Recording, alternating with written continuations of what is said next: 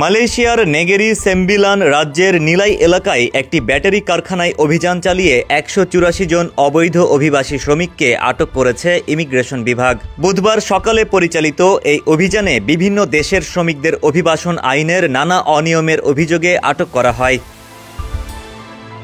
রাজ্য ইমিগ্রেশন বিভাগের পরিচালক কেনিথ তান আই কিয়াং জানান, আটককৃতদের মধ্যে 163 পুরুষ ও 21 জন নারী রয়েছেন।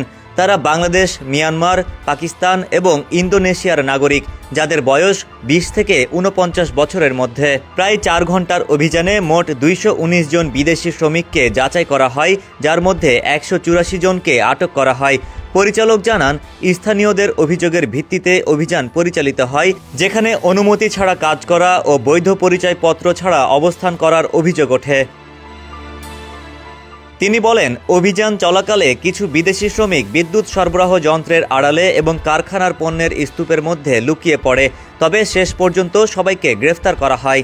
আটককৃতদের নেগেরি সেম্বিলানের লেংগেং অভিবাসন আটক কেন্দ্রে রাখা হয়েছে এবং তাদের বিরুদ্ধে তদন্ত ও আইনানুগ ব্যবস্থা চলছে।